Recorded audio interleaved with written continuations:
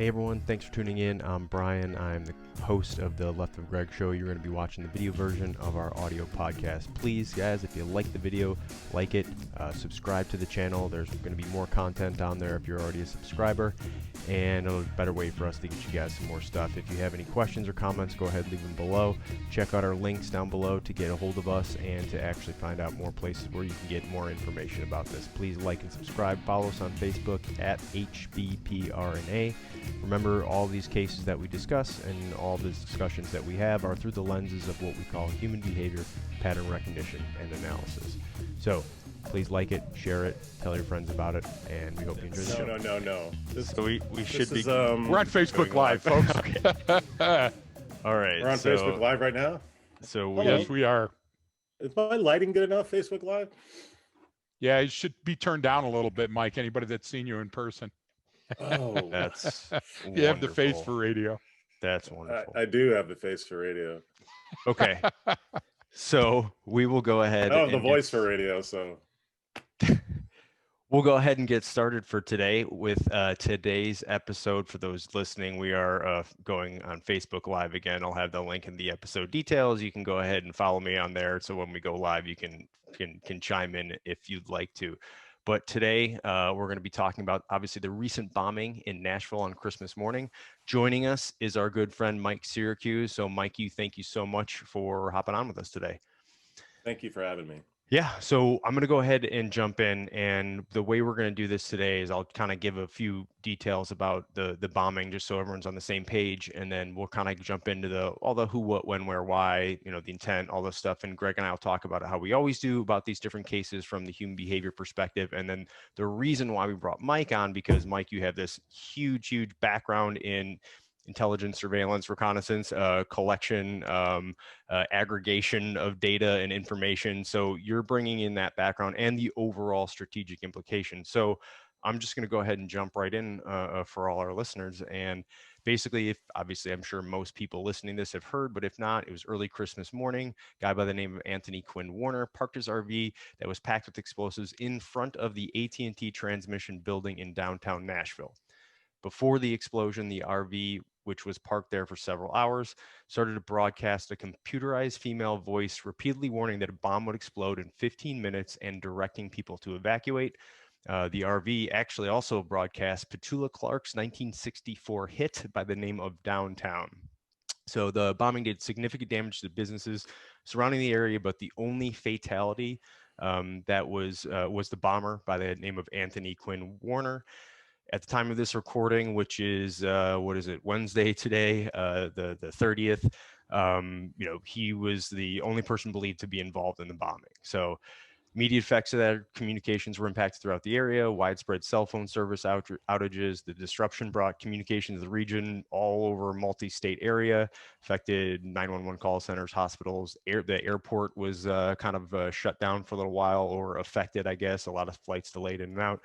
So big loss of communication in the area on there. So this was kind of the basics of the attack in terms of what just physically took place. So I think I want to start there just so everyone's on the same page. And again, remember, this is all we know of now.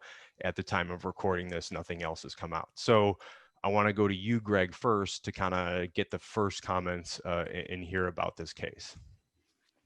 So I'm not going to make a lot of friends today, Brian, but welcome everybody. It's good hearing from you. Do you ever? No, I don't think I do. We love Nashville. I want to start there. And Nashville Absolutely. is resilient, and Nashville is going to bounce back from this. We're 4 buildings away just a few months ago from where the blast occurred, Right. when we were there teaching and training. And now, here we got Tony Warner. And Tony Warner committed suicide.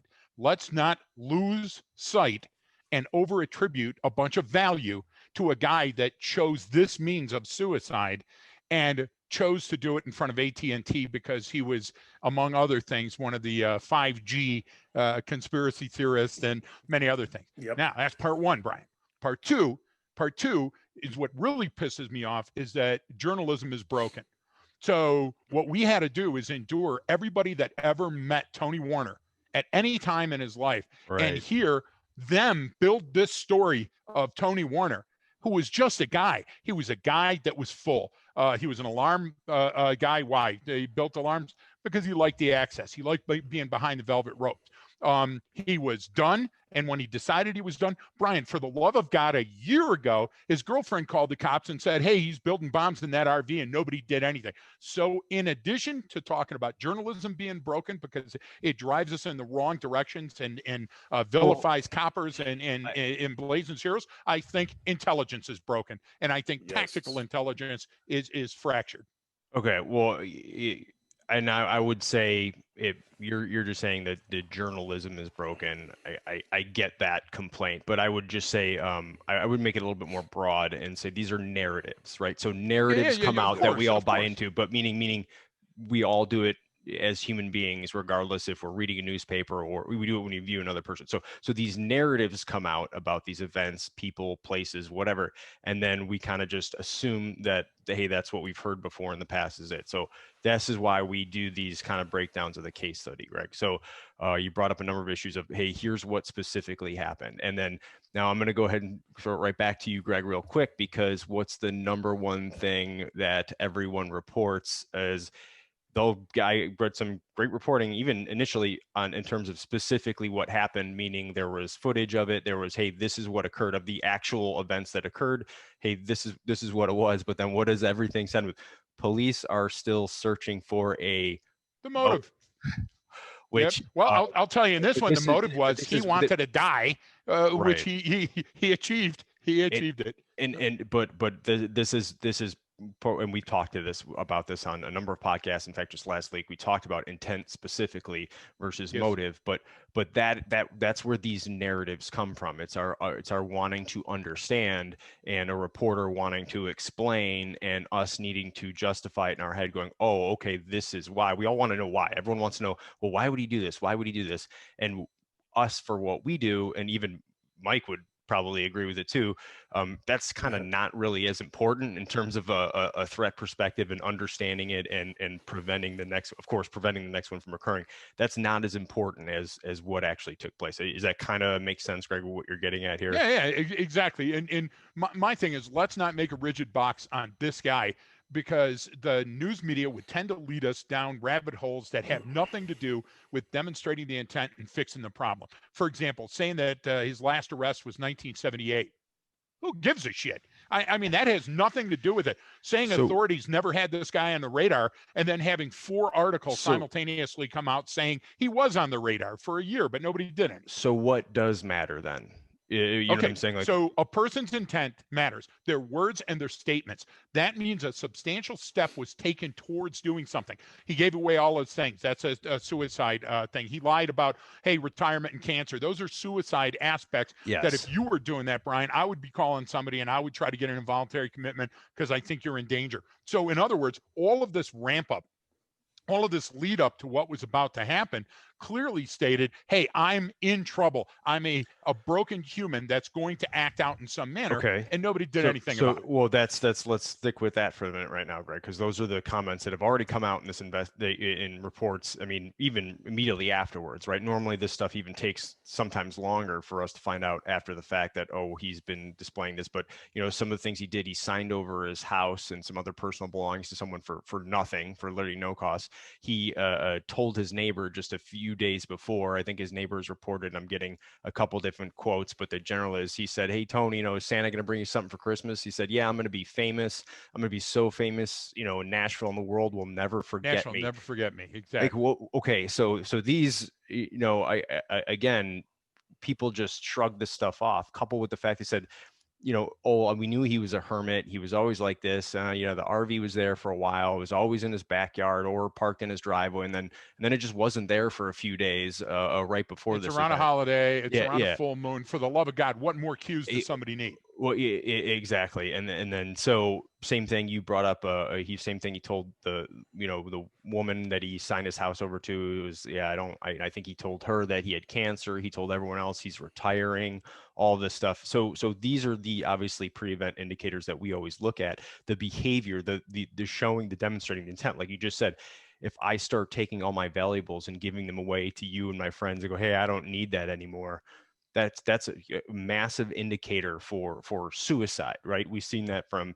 suicide bombers in the Middle East. We've seen that from suicide bombers here in the U.S. We've seen that from people who just committed suicide, not intending to harm or do any damage anywhere else. So these are the major indicators, obviously, that we look at and that come out. And then even down to the point of where we're talking at bang when it occurred, the police officers at the scene, and I don't want to come across like I'm bashing them. This is what happens to all humans, right? Is that they, oh, that's odd. There's an RV parked there for a few hours, or we didn't even notice it when we pulled up. You know what I mean? On a completely dead street, Christmas morning, when, you know, what's the baseline for that area? And you see this stuff. But I want to, before we go too far, Greg, I do want to kind of toss to Mike to get you to come in with kind of some of your perspective on this and the overall strategic implications.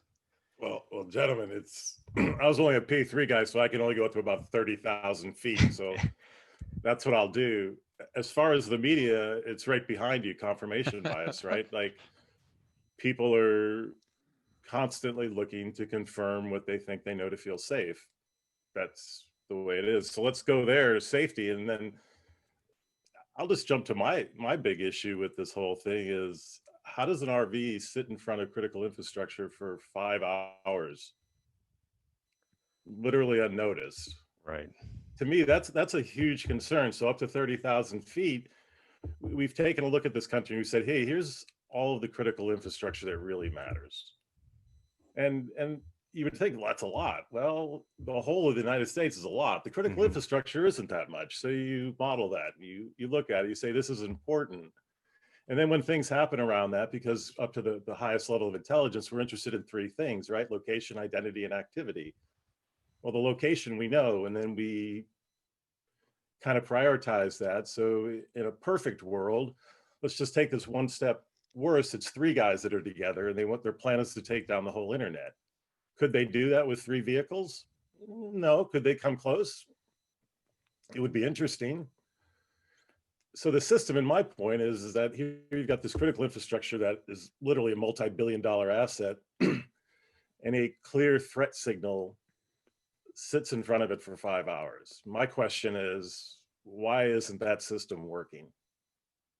So we can say that tactical intelligence is broken, maybe not. It may be misfocused, any number of things, but that strategic, operational, tactical meld that has to happen.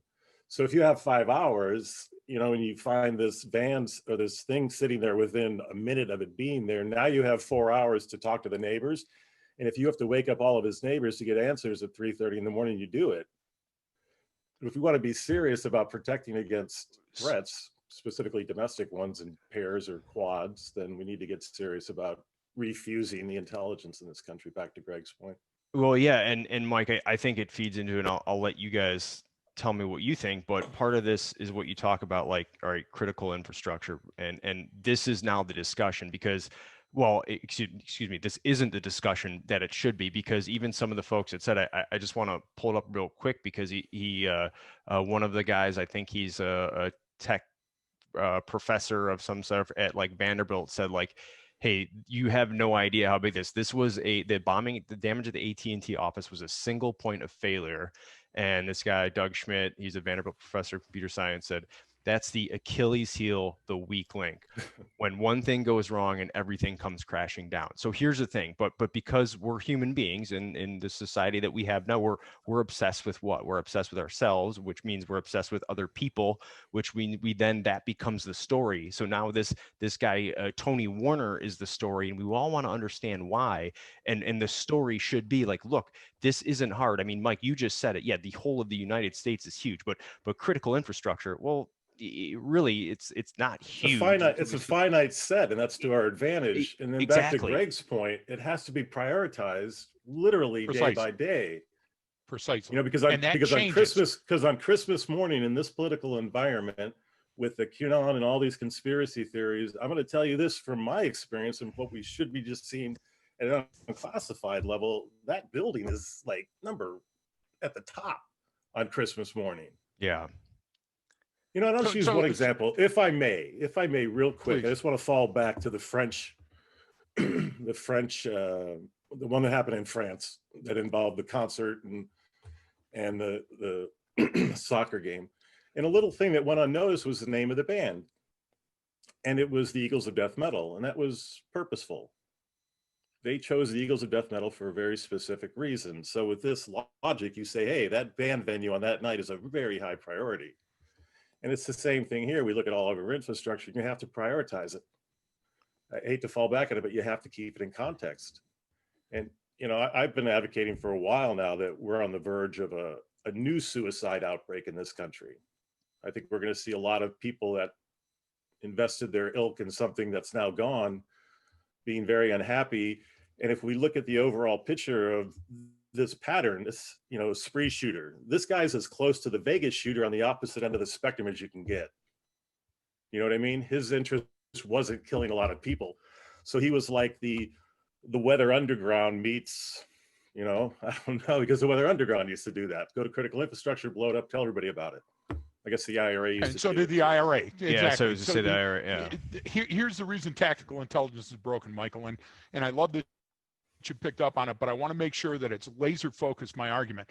Okay, so Christmas Day bombing by one actor with a vehicle that he built over a year ago, and you know, you can find that in poor man's James Bond. Everybody out there that knows how to do that stuff, don't do it, because you know your message is muddied whenever you injure anybody else. But what it did effectively is stop communications from Georgia to Kentucky, affected 911 call centers, shut down communications for hospitals and air in and around Nashville airport. Okay, so somebody is going to make a link and say, you know, he intended to do that, this, and that. It doesn't matter what his intent was. What matters is tactical intelligence is broken, because at the tactical level, the boots on the ground are there to stop this exact type of attack. If you had this Vic parked outside of a HESCO barrier outside of your cafeteria for 4 hours, do you think somebody would have done something about it? Yes. So the military is trained to see that and say, hey, there's an anomaly in the baseline. We have to investigate it. But police have lost their eye on the prize because they're being belittled and berated for everything else, and there's less money and less training dollars that are out there. So this article comes up and says just a couple of days ago, hey, around Christmas in broad daylight, the car break-ins in Gunnison are up. Okay, Stevie Wonder called to tell you that one. One, it's Christmas. Okay, so on a criticality scale and on availability scale and the access scale, that's important. And guess what? People need money around Christmas, and people do boneheaded things and leave their cars running and leave the gift on the front seat. How many times have you been in a Walmart that doesn't have a camera?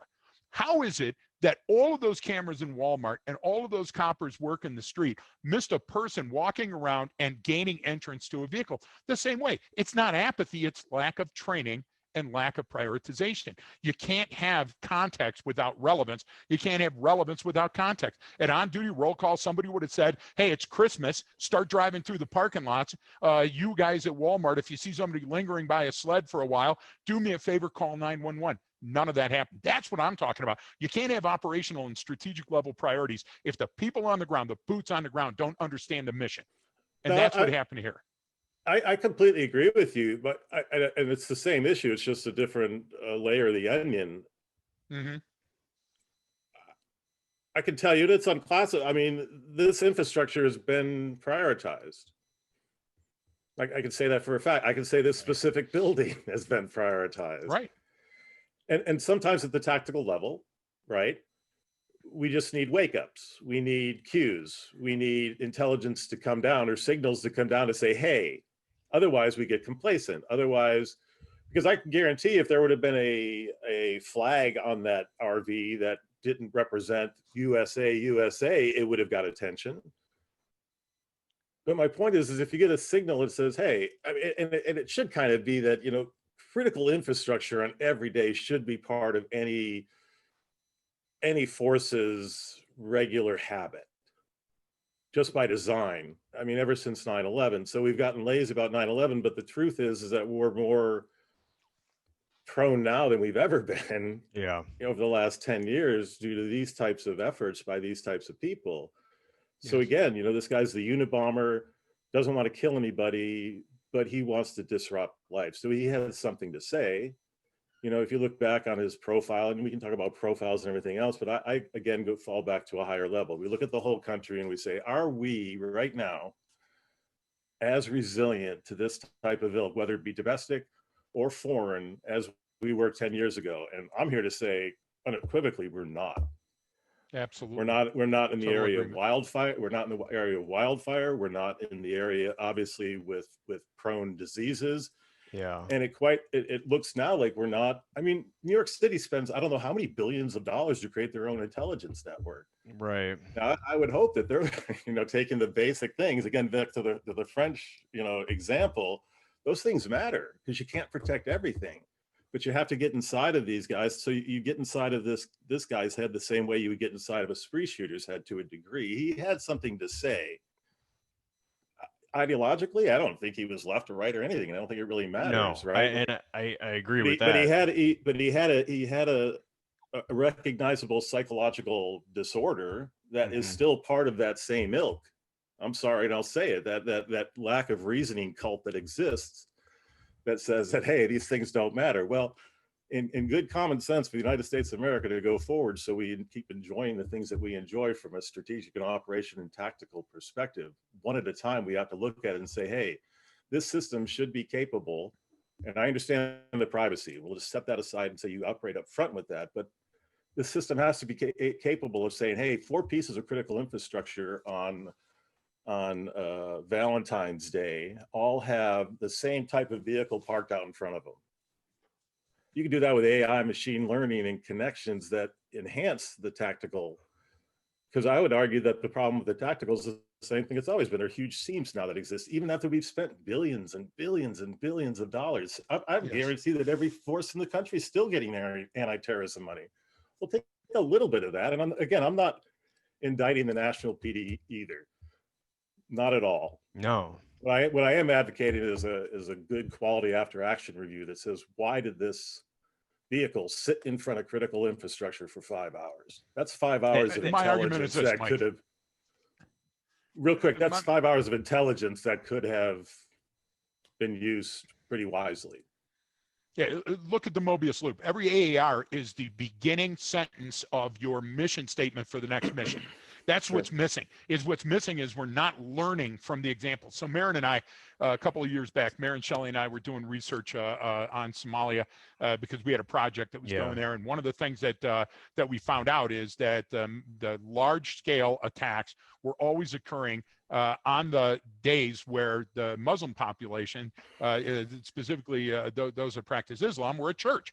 And the reason was that they wanted to make sure that the attacks on the people that were at the bars and the nightclubs and everything else didn't include Muslims. Okay, that came loud and clear after like the 3rd investigation we did. And so we didn't need a computer. And so we called some people and they go, wow, that's an interesting statistic. And the next time we were at a counterterrorism symposium, let's call it, they brought that up and they said, look at this detail. Listen, coppers on the street, if you're a police officer listening to my voice, and I worked 27 Christmases without getting off. I worked 27 New Year's. We loved working the holidays because we knew that you'd be safe in your home while we were out there beating the streets in Chicago, in Detroit, in LA. Nashville coppers are great coppers, but maybe nobody told them that this AT&T, which is just a place where you send your cable bill, this is critical infrastructure. Maybe the communications network is not on an even kilter where they understand the operational goals of that region and the Department of Homeland Security and the Department of Education the U.S. Department of Energy. You get where I'm saying, Mike? And so therefore, the strategic level never gets touched. I'd say that that's probably almost factual, that again, the seams that should be seamless are again blocked. Yes. For a host of reasons. It's like if you look at an accident, it's the same thing. There are 4 or 5 major causal factors that this thing happened. All it took was one cop just saying, you know what, I'm bored. I'm going to go just do a little thing that was talked about at this exercise we did a year ago where he said we should do routine scans if we get a feeling about something. That stuff's trained. The question is, the one thing that took me and again, just as an aviator, I just look at the film and say, hey, right, you block and tackle to do it right. There was kind of a feeling, I thought, that it wasn't going to happen. The one cop, the way he was walking and the way he was looking, it was just kind of like he was maintaining a boundary. And he was lucky because if it would have been another minute earlier and he kind of casually walked away, If you'd have been standing where he was standing a minute earlier, you would have got a pretty good concussion feeling and might have got No, ugly for him.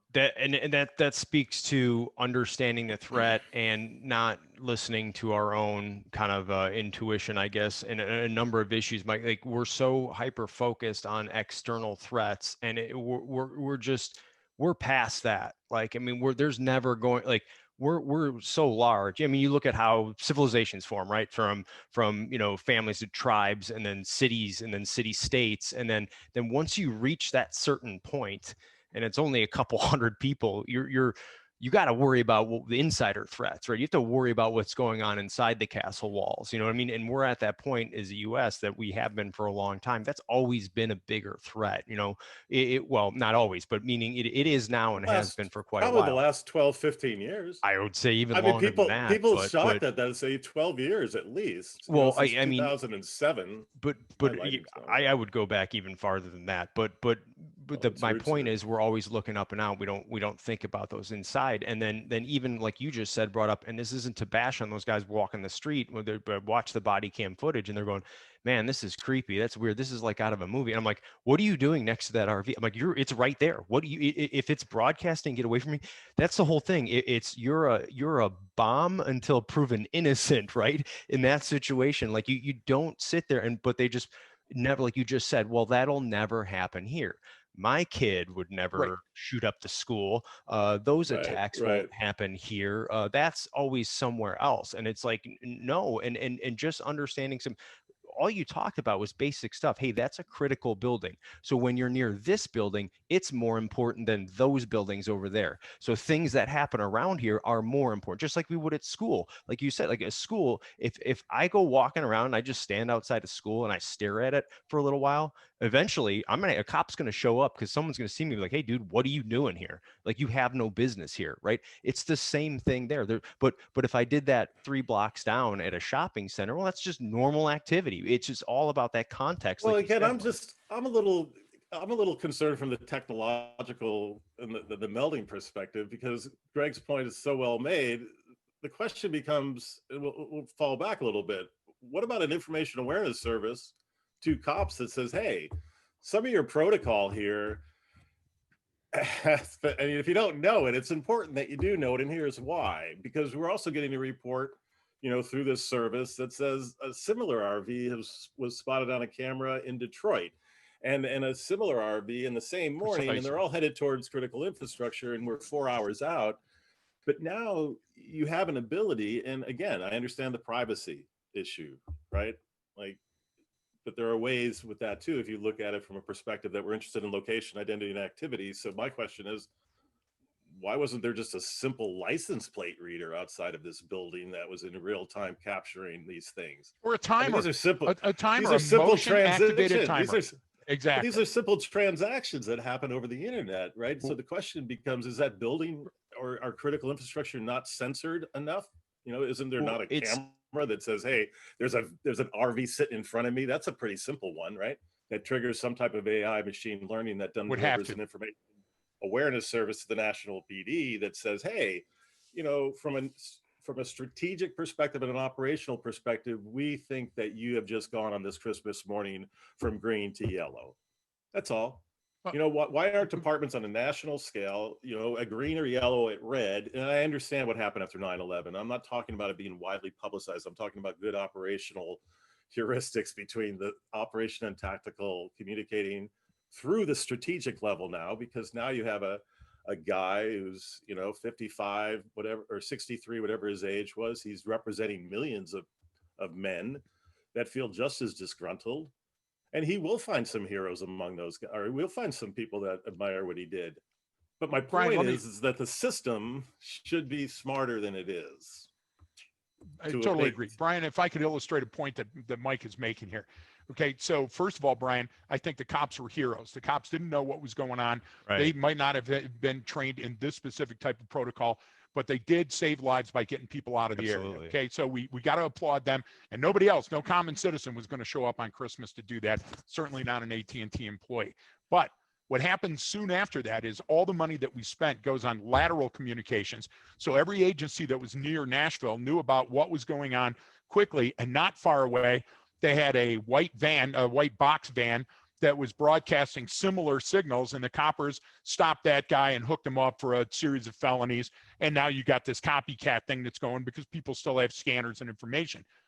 Yet in Aspen, across the country, there were 3 separate Black Hills Energy gas line sites attacked by a crew that's been known to do domestic terrorism.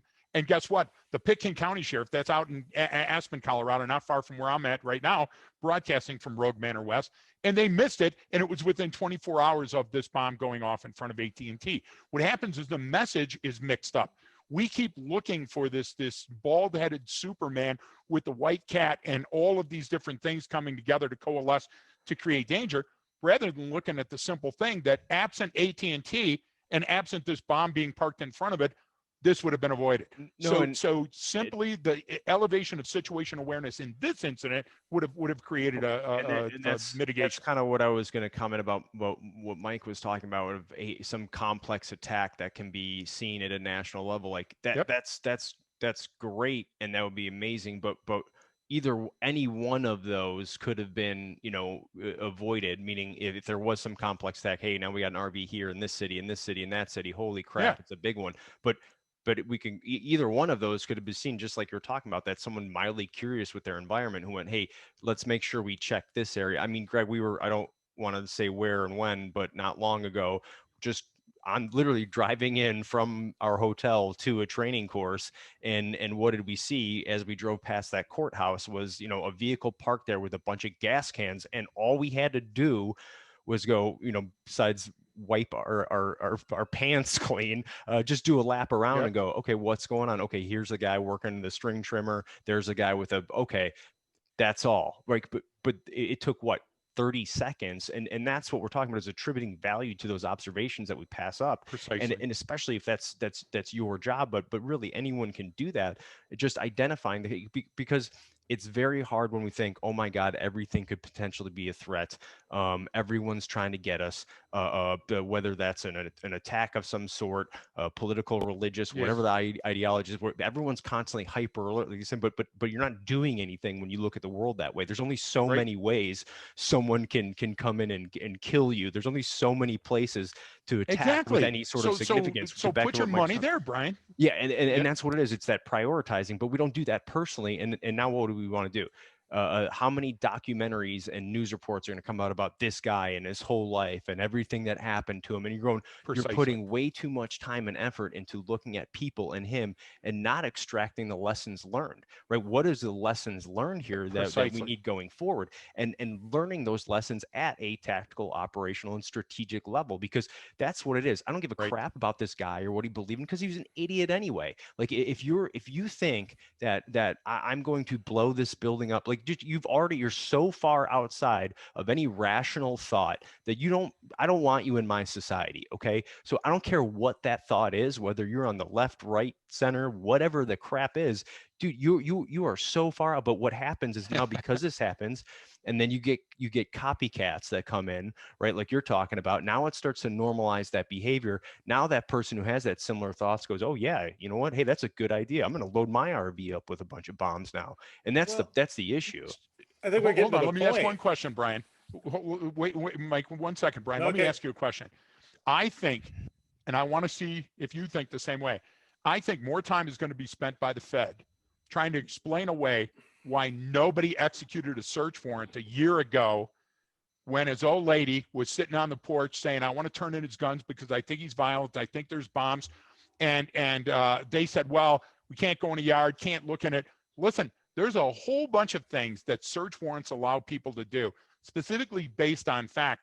And why did she go to psychological counseling when she was trying to turn him in? So I'm telling you that they'll spend $1 million trying to put a positive spin on what the feds missed, instead of saying, you know what, we screwed up, let's fix it before we move out smartly.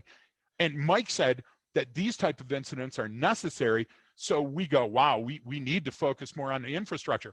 But if we play that, we're going to lose a cop, we're going to lose a civilian, we're going to lose a bit of infrastructure every time we have to relearn these life skills. I'm just saying, I think they're going to spend a lot of time trying to say, oh, there were no pre-event indications, when there were a ton of pre-event indications, just like many of the cases we cover.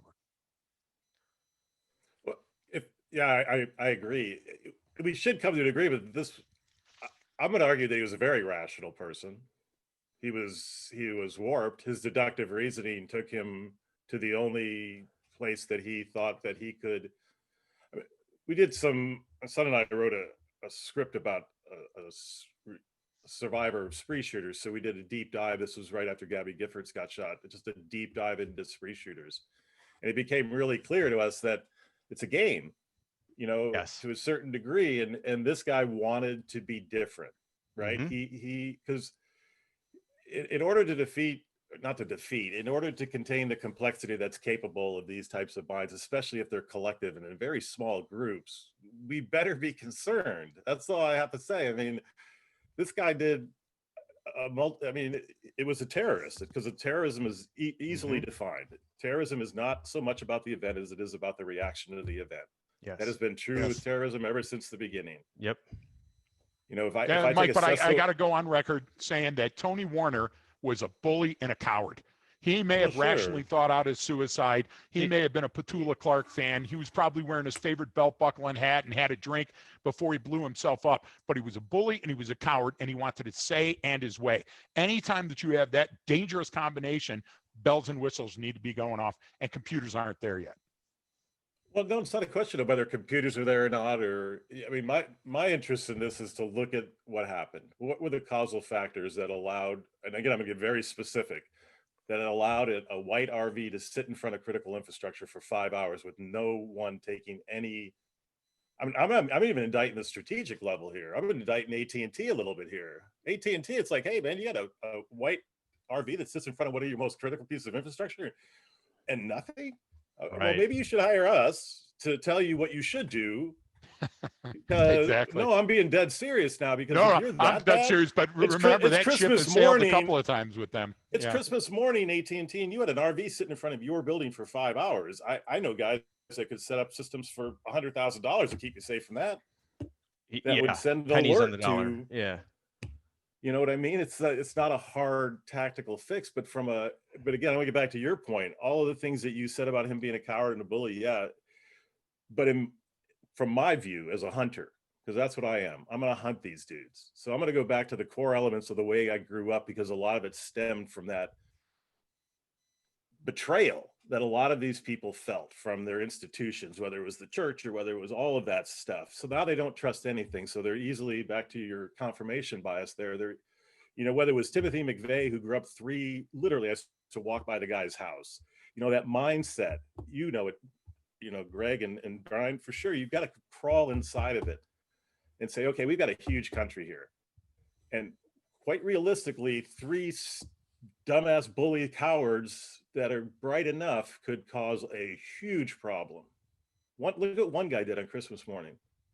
So my interest, again, is to understand the swamp that these guys come out of, and gals, and what encourages it, so the 4 or 5 major causal factors. But the primary fault line here, and it's not fault to point fingers at the feds because it's collective. AT&T is responsible, the PD is responsible, the strategic level, because I can guarantee you that somewhere in the United States government, there's a priority list that has that building really high that morning, as it should be.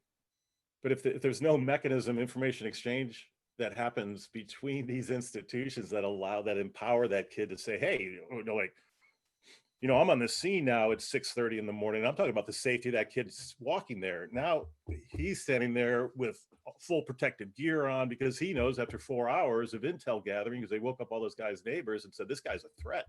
This is real. Yeah, and I would add to that all of the surveillance cameras in the world aren't going to help, because they're not geared toward predictive analysis. The failure, again, there is training. You say you're a hunter. I've hunted people my entire life. I put more felons behind bars than anybody that I've ever met. You know what I'm saying? Yeah. And that's all predictive analysis. And going out and finding bad guys or killing bad guys or stopping bad guys should be everybody's mission, Mike. And that city, Nashville, is no different than any other big city where people should be trained not to just be able to go back and rewind a tape and find the cause. Okay, that's wonderful. Oh, hey, now we know it and it'll never happen again. But I think that's a bunch of horse crap. I think we should be able to use it to mitigate these Well, crimes in the future. absolutely. And so let's fall back just a little bit, if I may, Brian, or I'll give it back to you. But I just No, want to say go ahead. it's always hardware, software, and wetware. And the long pole in the tent, this goes back to our other table talks and our other things that we've talked about. It's about creating information that is tactically executable. I mean, that's the goal. We have a system here, and it's not just about computers. It's about the computers. You said about predictive analytics, but again, let's go back to our own dog food. Predictive analytics doesn't live alone. In this space, if I were to say, hey, what's an information awareness service that allows, you know, local police forces to have only the information on that morning that's been vetted and pure and that really matters, right? That starts out as a minimum viable product, as just a descriptive.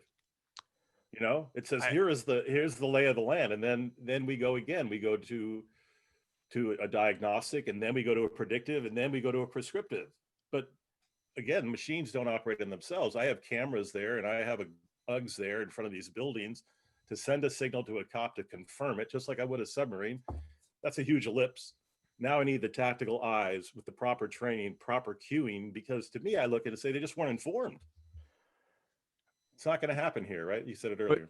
But no, and these are good points when we talk about, you know, like you said, an information awareness service or predictive analysis or you know, being that left of bang and stopping something before it happens. And there's technological, like you said, there's hardware, wetware, software. So that means there's well, I say we get technological let's get left of predictive analytics here, because that's really what we're talking Right, about. right. And I'm not talking about predictive analytics. I'm talking about creating better situational awareness through a descriptive and a diagnostic. But it not even again, interested in predictive yet. and these things all come down to people, though, and I think a lot of times, you know, ideologies or attitudes or personality stuff get in the way of all this stuff, because you could have the best, you know, information awareness service in the world, and you know, you've got someone that says, no, we're going to go with this for our PD because you know what, that stuff's junk. You know what I mean? Like there's someone at the end of this, and it's the same thing with the guys on the street that day, the guys and girls, the police officers that were there and going, you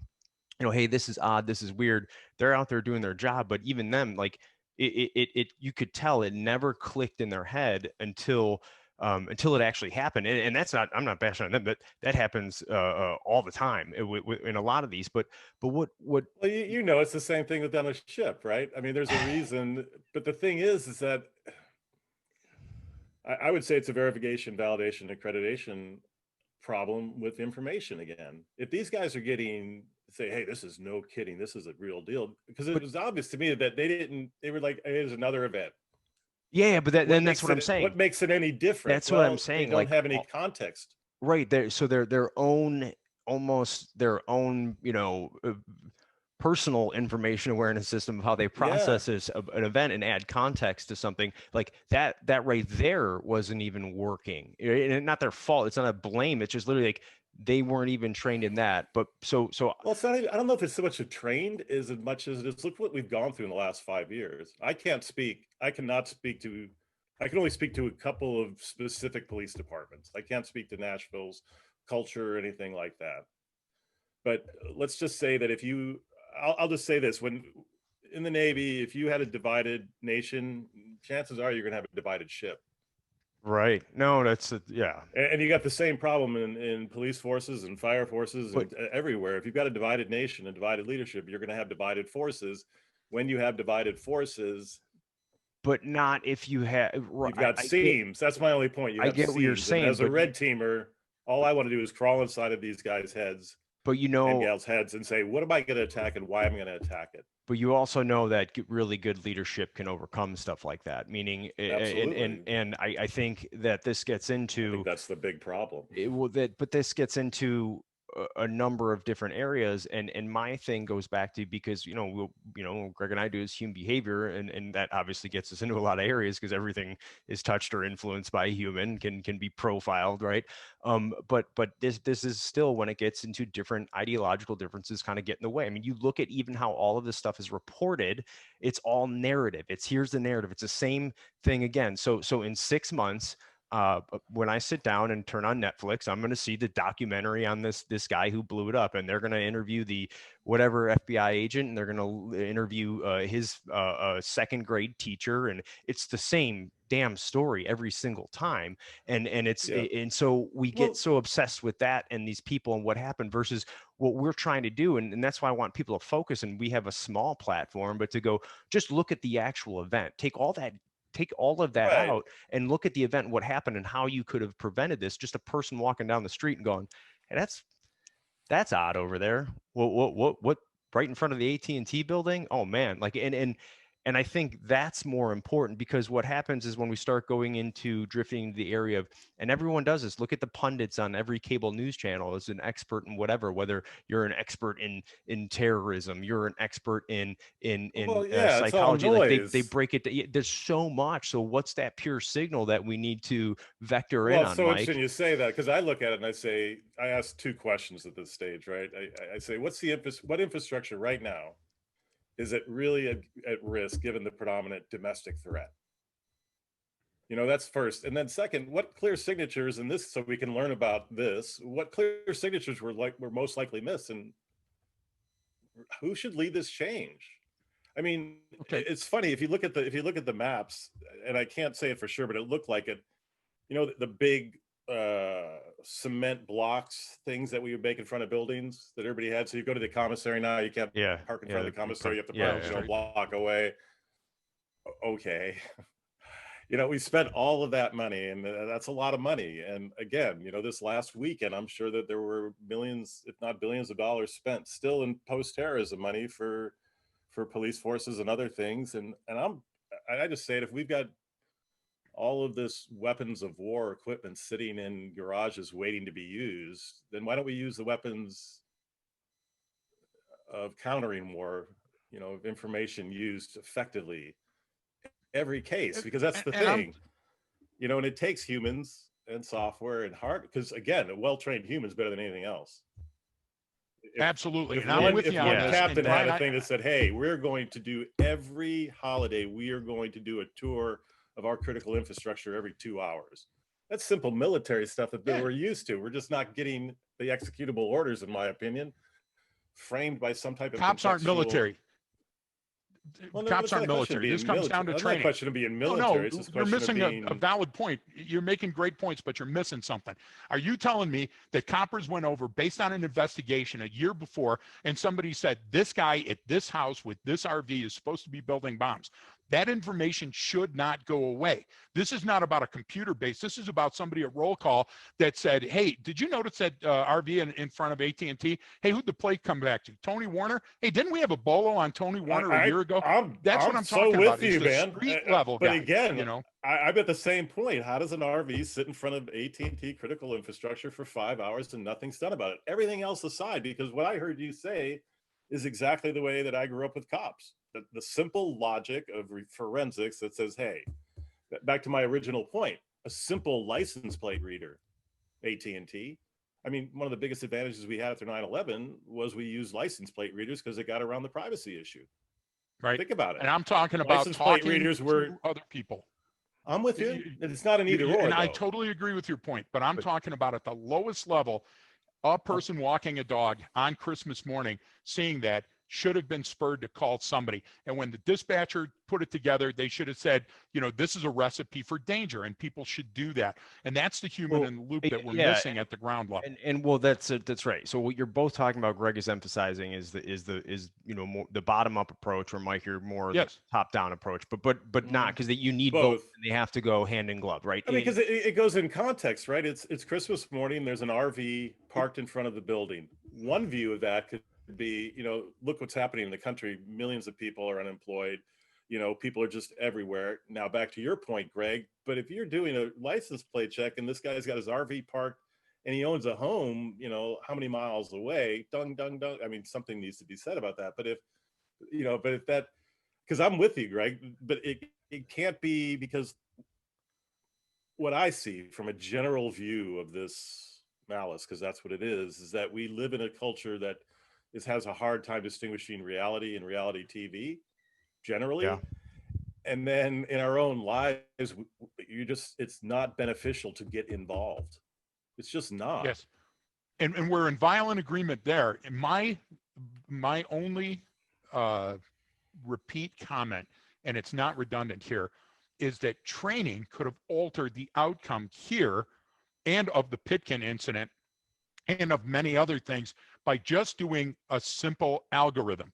If you're trained in saying baseline plus anomaly equals decision, and those decisions have huge strategic implications, then we're going to educate people going forward and use some of this intelligent, incredible intelligent architecture, hardware that's out there to help us save lives and nip this in the bud long before it happens.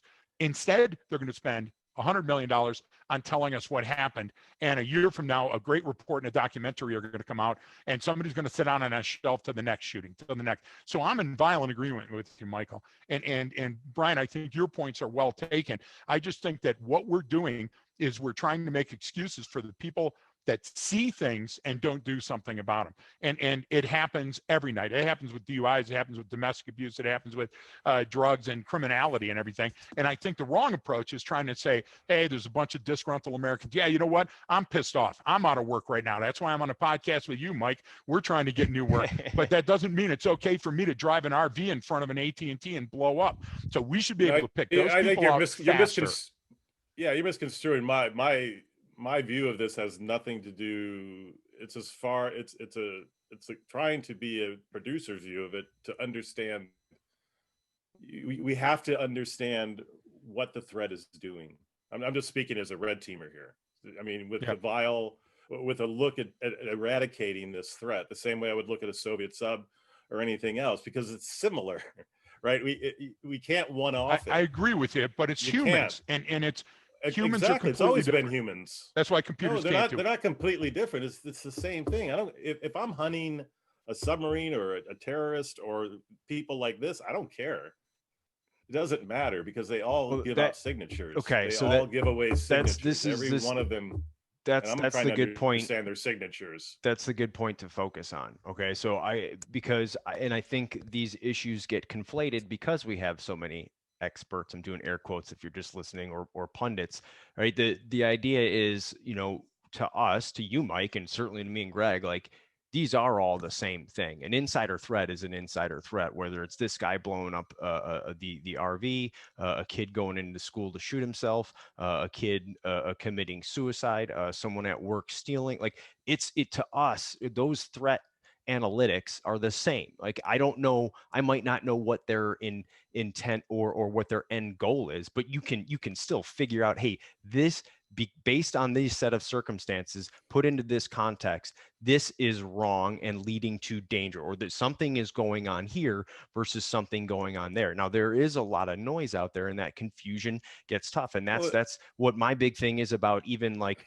applying this to your freaking social media posts, whatever it is, like interpreting information, right? It doesn't matter, but I think we get wrapped up in, and the problem is, and you gotta now go, well, I gotta get X amount of hours of this type of training to understand cultural differences in my own city, which is insane how you don't know that already as an adult. Two, I have to then get training on sexual harassment. Then I have to get training on proper conduct in this thing. Then I have to get training on this. And we're going like, dude, no, you don't. It's all the same. Well, if you're looking for a threat, it's looking for a threat.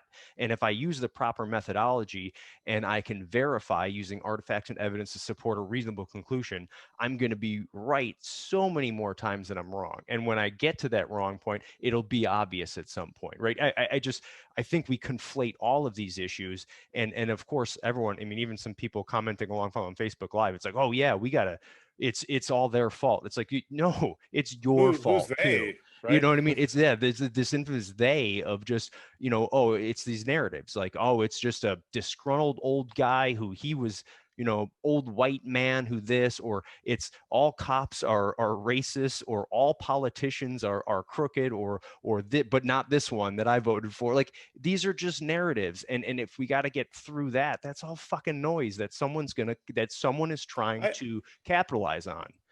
I would take a little bit of issue that it's with the word narrative. I'm going to go over your left shoulder. These are a bunch of confirmation biases being executed right, daily at scale and being fed.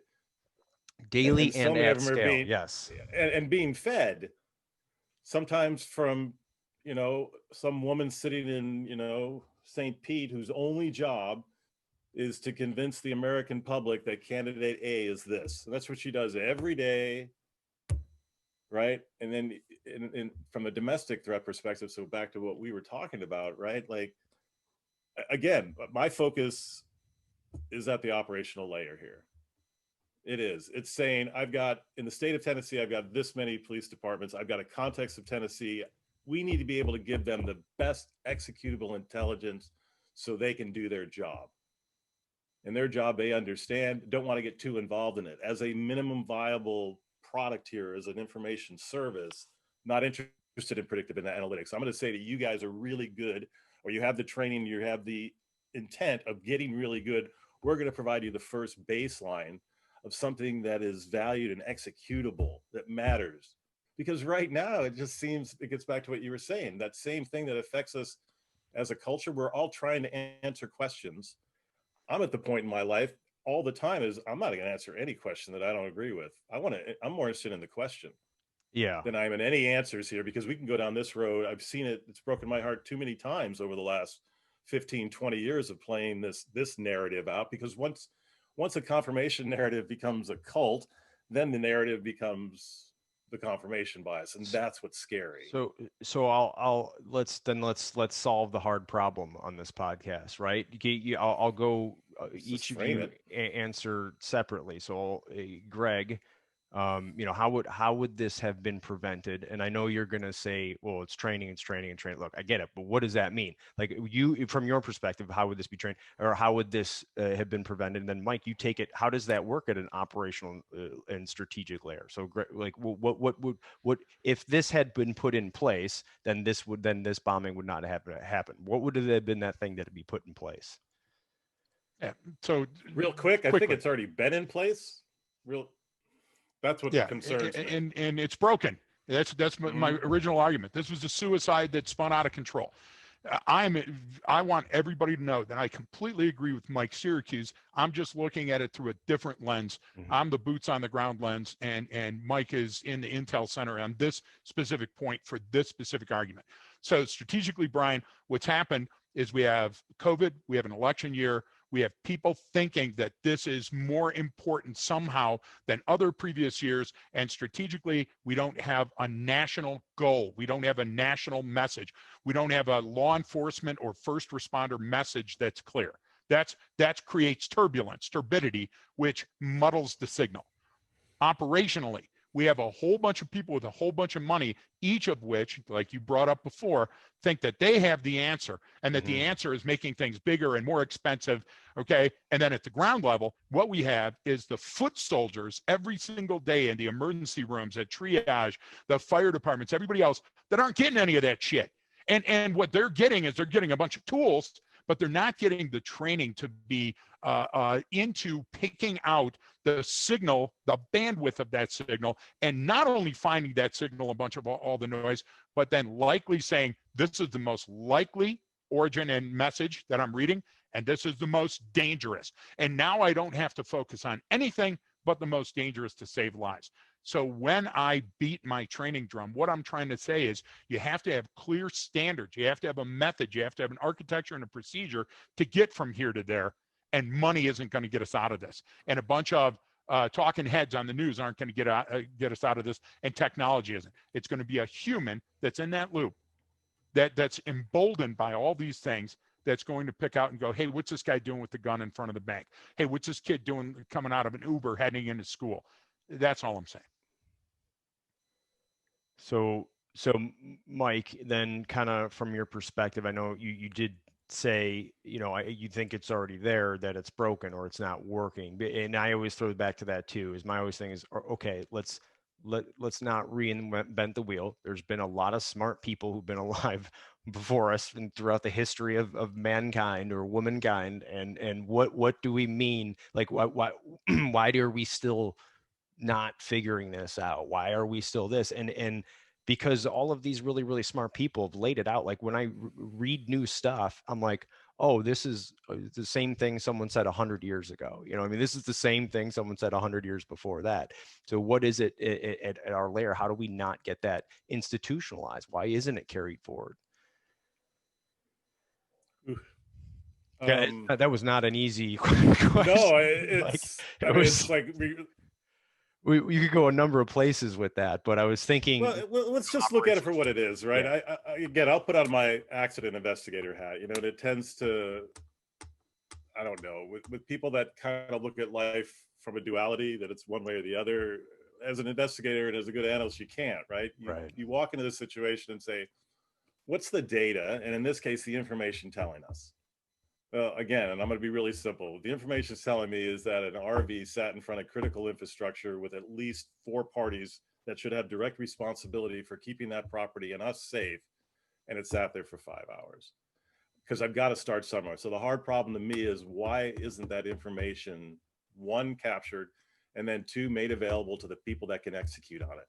Because if I've got a lot of great cops out there and now I give them a piece of actionable intelligence that then sparks their creativity in ways, that's what we're supposed to do at the operational layer, right? But we're not getting it done. So because I would step back and say, oh, go ahead.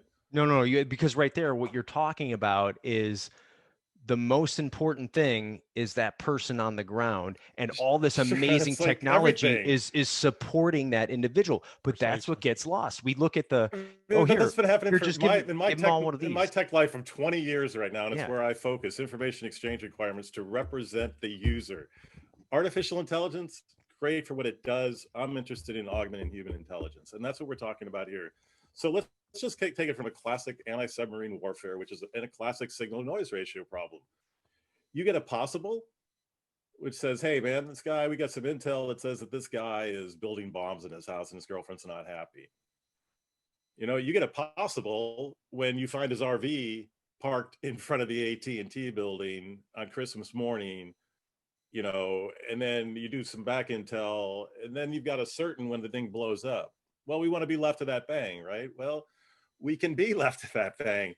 It's the same problem. All of the information that was required to avert this was available to this system. That's the bottom line truth. Everything was available. Now, when I look at it from an information science perspective, and as an information scientist, okay, what do those information exchange requirements look like today? And why didn't they provide the signatures to the cop on the ground that needed them? Because my main concern here is that 20-year-old kid or 22-year-old, 24-year-old kid that's walking in the end of the street there, and he just happens to be walked away probably because some lieutenant called him away and said, hey, get away from there, you know, because they're not getting the intelligence either. So it's not so much not only the information they need to keep us safe, what about the information that gets to them so they're safe? That's what concerns me the most about this whole thing. So again, as we look at possible, probable to certain, it's a heuristic all the time. We may get ellipses that say there's a, you know, an ellipse-like thing that says there's a van parked in front of critical infrastructure. Okay. What Greg is advocating as far as leadership, I think what Brian's advocating is separate of getting that intel from anybody. This is our city. And again, I'm not indicting Nashville or anybody else because, I mean, it could have been a different city or town. Yeah, it just happened. Yeah. Our interest here is just, my interest here is to look at it like an accident and just identify causal factors in the interest of making it better. Primarily, in this case, for that kid standing at the end of the street that thankfully walked away, or he may not be walking, or, you know, within a minute. So again, in culminating it, why doesn't that kid have the good intelligence that should have been made available to him over 5 hours to know that that was 90% probability an active bomb? Because he shouldn't, sure as hell wouldn't have been standing there with no protective gear, just laissez-faire walking around. And that's, again, it's not an indictment of Nashville PD, it's an indictment of the system. No, it's billions and billions and billions of dollars to clear the pathways between strategic, operational, and tactical intelligence. And it is obvious to me right now that it's, back to Greg's thing, it's broken or cemented. Well, it's and that's where you know, my opinion of most of these things are, it's like we already have all of the tools that we need. Like everything has been created. Like yes, technology is always going to get better, but we already have the tools needed. So like why I always say when people go, well, think outside the box. I'm like, bullshit. You haven't used everything you have in that box yet. Until you master those skills, stay in the fucking box. But That the may be idea my is, least favorite saying right now, because, and the only reason I say that is because in yeah, our business, and I think I speak for all of us, our business is building containers for all of those boxes. And I think yes, it there's a reason for completely the box. captures. I look at what's going on Exactly. out there, and there's all these boxes, and I'm like, okay, but I'm going to reframe the question. I'm going to use all of your answers. Well, I may discard some of them, but what is the sense making at the right level here? But again, right. we have to ask the right question.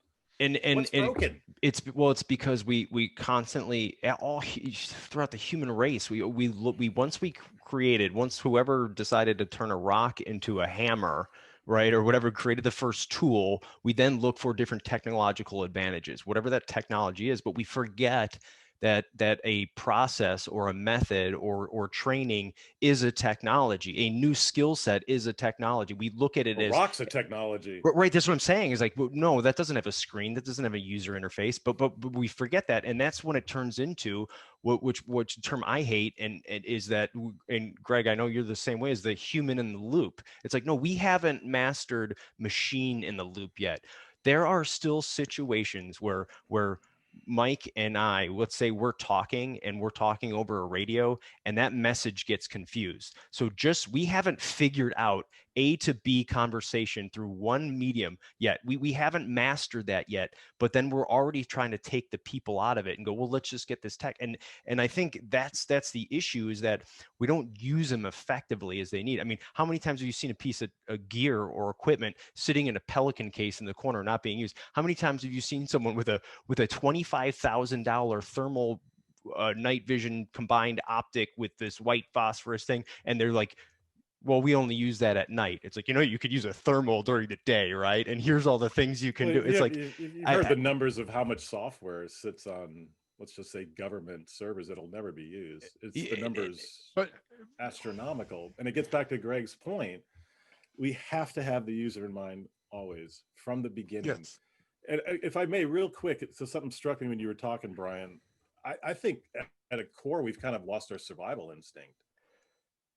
I really do, but I because also, if I'm a regular person walking down the street, and I'm a native person to that city, and I see this building, I know what it is, and I see an RV camper, and it's Christmas morning, I'm a little concerned. Now that may be my training and everything else, but yeah, I think we've lost context but of that's, one, how soft we become as a culture, and how but really Mike, how much threat we're under. that argument too, though, that's evolution. Every generation before us has said that about the generation before them.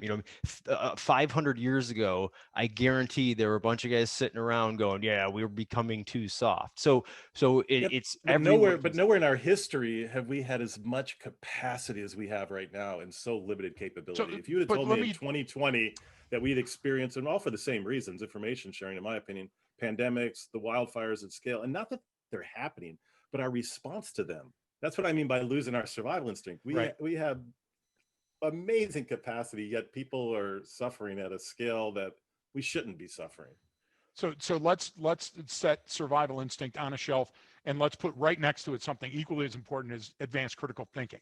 So Well, Sure. yeah, what that happened is with the last survival. couple of Yeah. New Year's, right? What happened with the last couple of years, you can't get a bomb or a gun into the New Year's celebration in New York City, because there's cordons and there's people at man gates, and there's different balustrades and all these other things, fail safes to make sure that you're not going to get in there. But this was different. This wasn't the Ariana Grande concert. This wasn't the British in Ulster. What this was is the guy chose a thing and parked there. And there's no precedent for that. So all of that training that said, okay, if the guy comes up and his jacket's bulky, check. Okay, if a guy's wearing a long jacket on hot, what they did, Brian, is they went to the TTPs and they Yes. rehearsed over and over, this is what's going to happen. And all this guy did with his Petula Clark recording is commit suicide on a city street that just happened to correspond with an AT&T. And my thing is that because I don't think it was nobody had happened to. Listen to me. I don't care what he did. You're missing the point. The intent was that he had a bomb in a truck, And that's different than what people were trained for. People were trained for stopping the guy. People were trained for contacting him at a checkpoint and a control point, because Iraq and Afghanistan taught us how to do that. But nobody said, hey, what if you're driving at night and you see a piece of critical infrastructure and you see this RV in front of it? There was no protocol. So now we have to relearn that, and it's going to be Sanskrit again, and then it's going to have to be a computer, and then we're going to learn. And I agree, he chose that for a reason. But Mike, I don't care that he chose it for a reason. The simpler problem was nobody told that copper on the beat, nobody told that kid walking a dog, nobody told the guy at the other end of the surveillance camera that when 1 + 2 come together, it's likely going to be a 3. Nobody told him that. Well, that's the thing, I guess. In order to design that algorithm at scale, right? Let's just call it an awareness algorithm. Exactly. At scale. And again, I'm not, everything that I say is unclassified because all of my work was classified, but I can guarantee you that this type of building, this building maybe specifically, sure, it's a prioritized list for a reason. You cannot protect everything.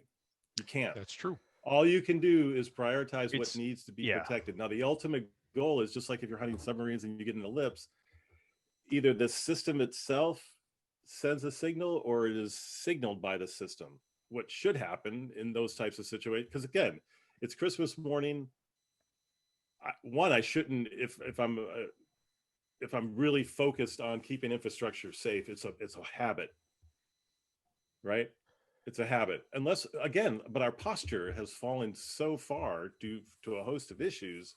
But again, I'll go back to the primary question. It's really simple. How does an RV sit in front of critical infrastructure that's been identified for over 15 years? I think I can, and I can see Greg's focus. But the thing is that that signal exists to make sure that the guys on the ground know what's happening. Well, and we had a 5-hour window where nothing got done. To answer your question, Mike, I find ridiculous. Which I think I can. Billions of dollars. I think I can answer that question. And Greg brought up a good point when they said they went to TTPs. And for anyone listening, TTPs, tactics, techniques, and procedures, right? That's how we do things. And, everyone's got different TTPs. And that's what our problem is we're constantly chasing TTPs rather than engaging in advanced critical thinking. And we've seen that time and time again. How many times, like, me overseas, it's like, okay, they built this new bigger IED. Okay, we're going to build a bigger truck. And you're like, wait, what? And then, now they built this one. Okay, now we'll shape the whole of it like a V. It's like, you're constantly behind the curve. You're fighting the last TTP. You're fighting the last war, right? We're not doing it because right now, the how many RVs are being searched and pulled over and all this right now because they're thinking, well, it's an RV. It's like, no, that's a container. So anything container can have a explosive device in it. So we look at it and we constantly chasing after, all right, what got us last? Okay, how did they do that? Well, look at that. That's where it is. We can just cut the chain right there if we get rid of this certain type of high nitrate fertilizer coming into the country. Okay, but then they're going to get something else. So don't look at it that way. Don't look at just this one. I mean, it's important to still do that for certain situations, but we're constantly chasing those tactics, techniques, and procedures. I go to my checklist. This is what I do. It's not, there is no critical thinking because we're relying on this stuff. And I think that goes to your survival thing, Greg. I mean, that's what you said, I'm going to put advanced critical thinking next to survival. I think it's part of the same book, right? I mean, meaning that's why they're next to each other, though, because you interact. You know what I'm saying? And that's one of the biggest issues, and that's what comes of this. And we're bashing all of this, but things have gotten better. I mean, Mike, how it was prior to 9/11 and then after, and then there are certain information awareness services that are getting better in detecting things. So it's just it shocks me that, again, I don't know what else to say about it. And I thought I'd been shocked out, but this one really shocks me. I mean, because this intelligence failure right here is, and I'll say it on the record, is just as significant as 9/11 was. I'm going to say it right on the record because I believe it. Because if it's happening here, it means it'll happen anywhere. We got, let's just say, 350 major metropolitan cities. I don't trust this domestic terrorist. And I do trust that the new administration. But again, if you'd have told me 5 years ago that this pandemic would have went down the way it has said. I said that can't happen because of the institutional critical thinking in our systems. And I think that needs to be looked at. And we know it as warfighters and as cops that needs to be as simple as possible. Let the systems collect and report for me so I can analyze. That's really the key. But I have to know how to do that first, Mike. That's my thing. Well, but isn't that why? I mean, again, I'm going to. But if people talk about the military-industrial complex, there have been multiple billions of dollars spent over the last 15 years, all across this nation, in the name of counterterrorism. I can't tell you how many training courses and everything that these people have gone through, and specialized units and MRAPs and everything else. Yet our basic core, the thing that you guys teach, information exchange, yes, personal level, at the intrapersonal level, is getting warped for a host of reasons. And I know some people will listen to me and say, well, I'm not really interested in what that guy, was thinking, but I say, I'm not interested in it either, but it's presenting the challenge, because my job's simple. I want to clarify the signals and the signatures, clarify them. So look at this thing the same way I would look at an accident and say, what went down? Right. And it's become really clear. And, but he has a message. He was a terrorist. His message was very clear. I mean, he wanted to not kill people, but he wanted to blow up that building. No question. He just doesn't, all that work and everything else. There's a lot of thought there. It's warped. He was on a suicide mission. Why that becomes important, because you say, okay, what does that mean for us in the future? Well, I've been saying it for a while. There's going to be a spike in suicides, specifically males and females between the ages of 55 and 70 in this country over the next 3 to 4 years. There is, no question. Part of this thing that's breaking apart now, this movement, whatever it was, is going to leave a lot of frustrated, angry people. My concern is 3 or 4 of them that decide to go out like the Beatles, not kill anybody, but destroy whatever symbolic thing that they think is whatever they attach that message to. Each of us could say that we would all be happy if somebody did some of those things at our own deepest level, right? Like some people would say, I wouldn't mind if somebody destroyed the pork production in this country. Right. A lot of people would stand up and go, yay. Yeah. But you can't live in a culture that allows that to happen, again, because of complexity, right? Like, to me, I think, and again, just to summarize my whole view of this thing, is that we need to look at it from a completely different lens. These are not issues that we can just frame. We have to understand that this all stems from chaos, all of it. This man's mind, to a certain degree, even though he maintained it, went chaotic. And the only way he could frame that, and the only way he could justify his life, was to say, I'm going to do this thing, like it was a big video game, for any number of reasons, right? Yeah. And that gets into, I mean, there's so many contributing factors to these different situations, right? I mean, you literally talked everything from, but you talked like internal to him, personal issues. You talked about societal issues, you talk about government issues, but right. But that's what I mean. As our way of making sense of this, there are a lot of reasons why it would get to that level of someone carrying out this type of... keep it simple though, right? You just keep it simple in this case. All that stuff aside, right? Yes. There's 3 things that matter: location, identity, and activity. The location is a given. That's why Google Maps and everything is so important. Location is everything. It's that first part of that triangulation that you have to have. We can control that. We can. That's where everything... There's a reason Google bought Keyhole back in 2005. There was a reason DARPA looked at Keyhole and did something different. Location's everything in intelligence. And then there's identity and activity.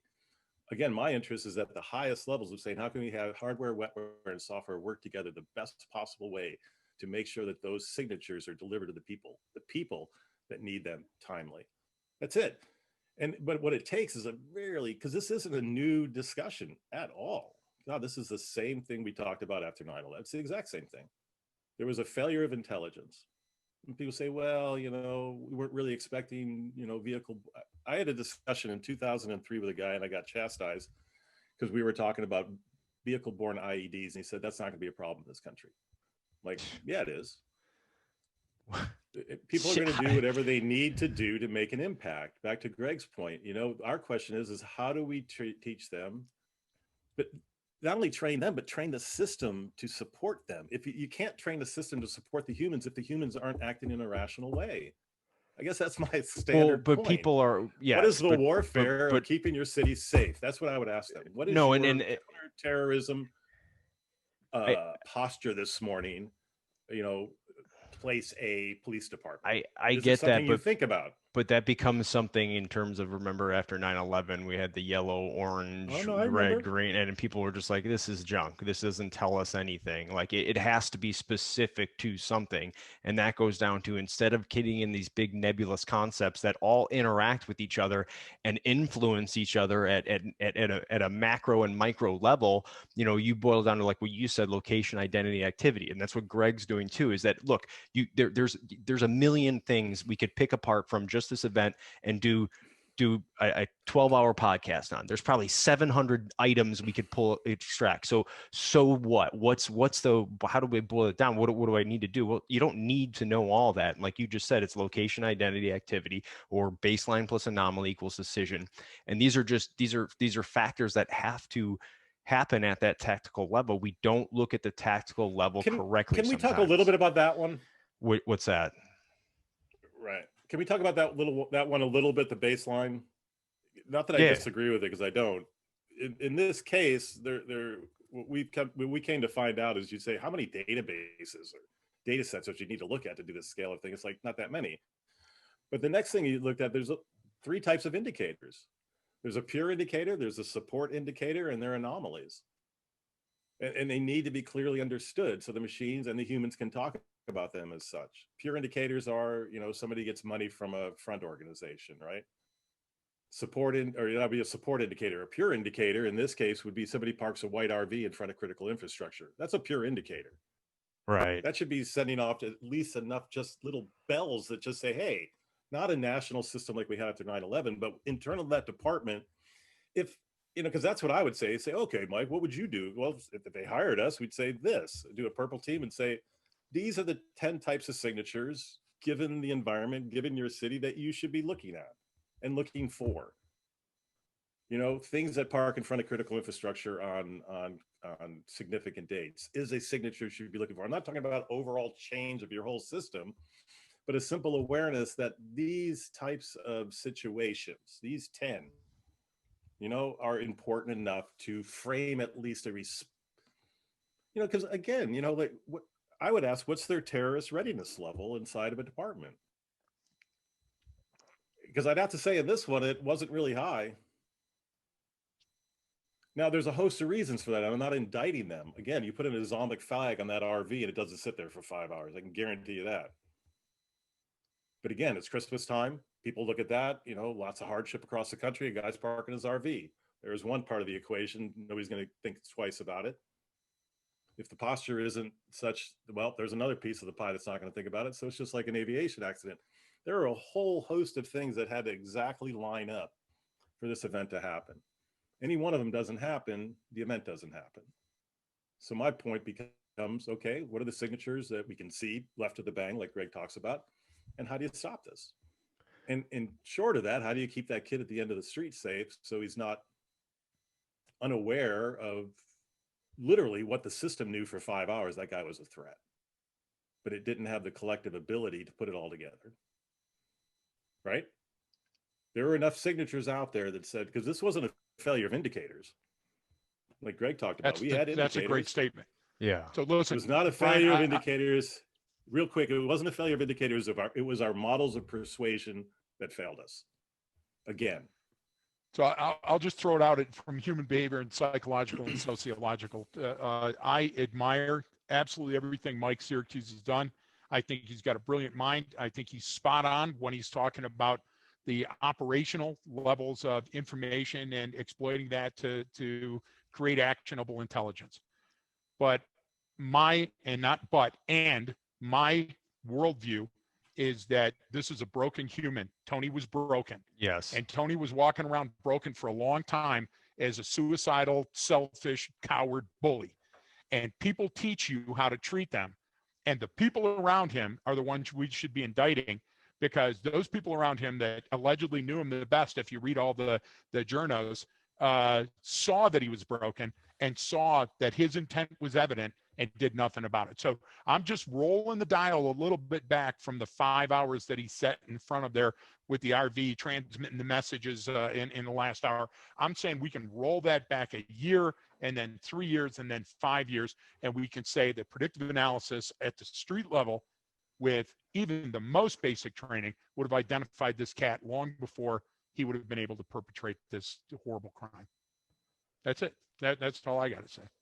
Well, in it, I mean, that's always there's always someone who saw something or witnessed this or experienced something or said, yeah, that guy was creepy or that girl was off or this, and that's also a very difficult, the average person walking down the street isn't going to go, oh man, maybe that's going to be the guy that blows up the AT&T building, right? We don't ever think that, and I think part of that is because we do focus on, it's never my problem, Greg. It's always someone else's, right? And societally, Precisely. we do that. All humans do that, right? I don't want to accept responsibility like you're talking about, because at first it was, I mean, especially the woman who did call the police and say, "Hey, this is what's going on," but then they have to go, "Okay, well, there's certain laws here, and well, it's probably nothing," and we're so busy focused on whatever else is going on over here, and that's also, I think,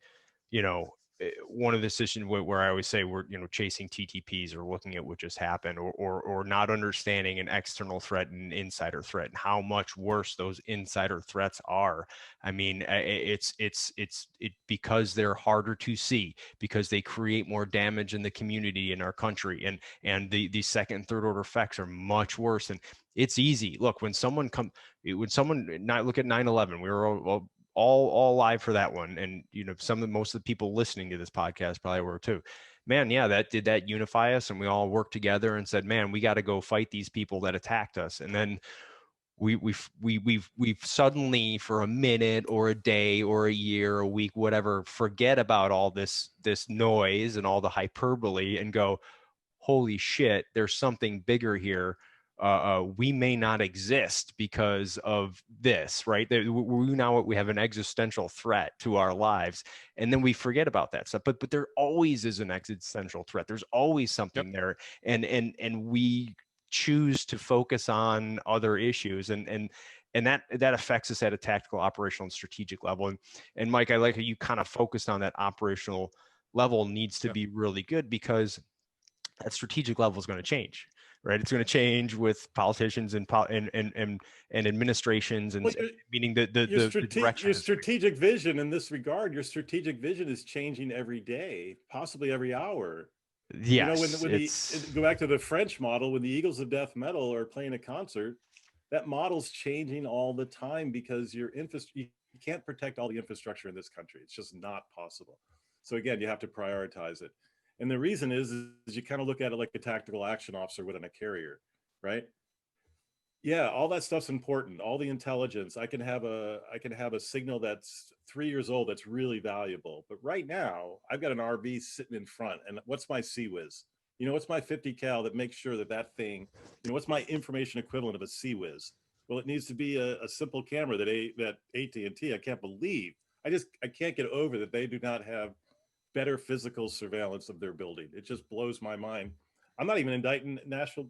The signal shouldn't come from Nashville PD in this case. The signal should have came from AT&T. I mean, that goes into responsibility. Whose responsibility is it, right? It's their building. It's their building, but they're a company, they're for profit. I mean? They do. I agree, but then AT&T. But they also have a multi-million-dollar security posture, and they pay a lot of ex-SEALs and everybody else to do a lot of things for them. Yeah, but then they're going to have to go, all right, you want us to do all that? Well, guess what? Now your little phone, TV, and internet bundle is now $500 a month because I got to pay for all this, and that gets into cost. Come on, think about it, Brian. I mean, you've got a building. If you look at the building, look at the top of the building, right? Like, if you don't know what critical infrastructure is, you don't have to be really well trained to find critical infrastructure most times. Look for the biggest cooling posture, biggest cooling things on top of the buildings. This one, massive, these huge lines and everything else. It's in AT&T's best interest, obviously. Yeah. My question is, why wouldn't you be interested? I mean, that's like simple. cameras and just simple machine logic. And it isn't a predictive analytic. All it is a descriptive. Hey, central ops center that AT&T probably has a dozen of around the world. One of them is definitely security focused. Your most important piece of infrastructure, maybe in the country, has a van sitting in front of it for the last 2 hours. I would think that there's somebody at AT&T that would be very, very interested in that information. My question is, again, I'm a dog with a bone, but how does an RV sit in front of this critical infrastructure for 5 hours? It just blows my mind. Right. Especially back to Greg's point, given everything that we knew about this guy, because intelligence is no longer 2020 in retrospect. It's 20,000. It really is. In a half an hour, we could have figured out all kinds of things and come to a very good conclusion that this guy had an active bomb right there. Now from 2:30 to 5 o'clock, we've got a whole different posture going on. Yeah, it's a local issue. Yeah, people on the street should know it. But it's also a national issue every day. Every day, I know that there is signatures of what is that threat the most in this country, and where it's getting distributed to, I don't know. See my point? But Yeah. that kid standing there and the people that are responsible, because what had happened in New York City, that's what we really need to do, is look at the intelligence operations as they exist across these different cities and say, what city is it's more prone to happen in? Because I know that New York City spent, I don't even know how many billions of dollars on intelligence-like operations for their own city to do these types of things. And I would counter that by saying you're exactly right, but the lowest level of intervention is always my favorite. Yeah. And the idea is, if somebody walked up to me in Iraq and said, that guy's building bombs in an RV, if somebody walked up to me in Afghanistan and said somebody's building a bomb in an RV, or if somebody walked up to me on the streets of Detroit and said somebody's building a bomb in that RV, the idea is the irony of the situation that the coppers were there, couldn't look over the fence, couldn't see the RV, and then wrote a 1082 entry in their log sheet and walked away. That's one of the catalysts that was missed here. And why is it ironic? Because hours after this incident, a guy in a box truck was transmitting messages, and they sure as shit pulled him over and yanked him out of the car. The problem is that I think the problem is the priorities. No, I know it's the point, Mike, but I want to make sure we don't lose touch with the street level. You're talking operational and strategic, and it's wonderful. And I'm just trying to make sure that we don't miss the tactical. The boots on the ground are the ones that can mitigate this, and they just don't sometimes understand they have that power. It's supposed to be formed around, well, I shouldn't say that. It's not, but you look at the Marine Corps as an example. It's literally the entire Marine Corps is centered upon starting with the riflemen on the ground, and then everything behind that. Then you have an infantry platoon, then you have a weapons platoon, then you have a weapons company, then you have a battalion, then you have a Marine Air Ground Task Force. But it starts there, and then all of this around it. But a lot of times what happens is, hey, we've got this new whiz bang thing, let's do that. And then the guy on the ground or girl on the ground is going, well, okay, what do I do with this? How do I use this? Or you want me to do this now? Okay, now this is what I do. Okay. And then that means you just took away from something else that they were doing. And it's just a backwards way of looking at it versus supporting that. It has to start. I agree with Greg that it has to start with that person on the ground, because that's where the decisions are going to be. I mean, how many bad things have happened or good things have happened, right? Because of some human on the ground that either A, left a door open, or B, made double checked and made sure that door was locked. Like, I mean, that's the thing. It comes down, it always, and Mike, this, it always comes down to human error.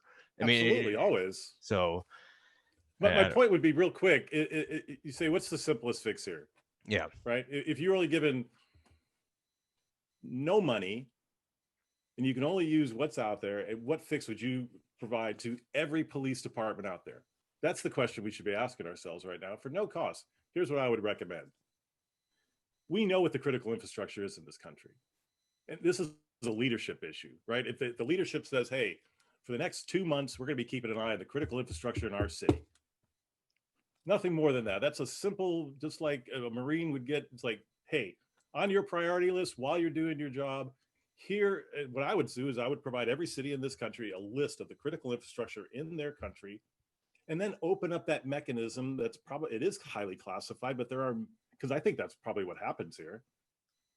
You know what I mean?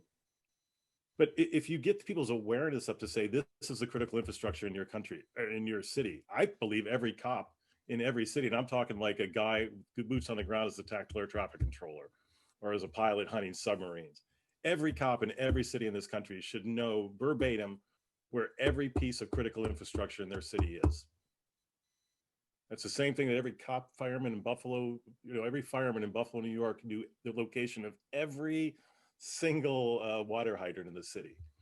Well, it's the same thing for cops. Said it's simple. Critical infrastructure is a priority. Learn it.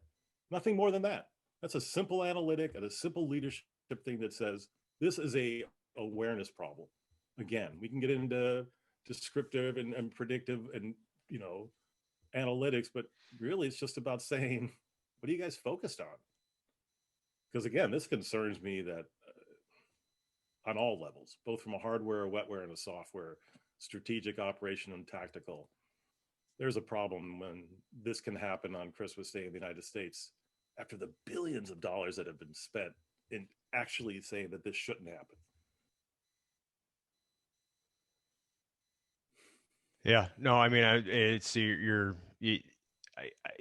there's always a give and take with all this. I mean, even I just want to hit kind of some of the comments of some of the people going along. One person's going on and on about, well, why do you keep talking about surveillance? We have civil liberties and all this stuff. It's like, yeah, look, that's always a give and take there. Yes, the freer your society, the more of those, the less we do. Well, guess what? The easier it is for someone to hurt us and attack us. And so that argument is, look, I get it, but there's always and that's a constant ongoing discussion, right? It's always balancing, hey, I want privacy, but I also want security and safety. It's like, well, you well, I mean, what's the I don't have access to it, but what's the privacy issue with a city saying that they have critical infrastructure in an environment that provides I was just getting direct threats? Yeah, and now we have an anomaly of, because RVs shouldn't be parked downtown in front of the AT&T building on Christmas morning. No, that's and an anomaly. You right, and could you justify that anomaly? Sure, during a borderline depression, you can justify an RV sitting downtown. And some of the comments kind of brought up too. My buddy Dan, who usually chimes in, but he, same thing. good points. He's like, well, people aren't tactical. Police can barely have tactical. Right? All the points we talked about is they're focused on these other issues that we think are super important that distract us from it. And he said, like, look, this event actually, it's been a little while since it's happened here in the U.S. Right? I mean, in a sense of what we saw of this, right? So we lose focus on, hey, there's something going on here. There hasn't been an event like this since in the United States, probably since the Weather Underground. And that's what I'm saying, and that's what kind of he brought that point up. It's yes and no. Well, unique in what it did, but not unique in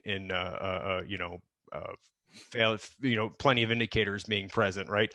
But he did bring up the point, because he said, hey, these companies, it's AT&T's fault, and he's like, yeah, and as for all the SEALs that work there for those big companies, no one ever listens to them. So, and that's that's what we see that all the time with their companies. Yeah, we have a security plan, and the guy's sitting there going like, yeah, they won't let me do anything.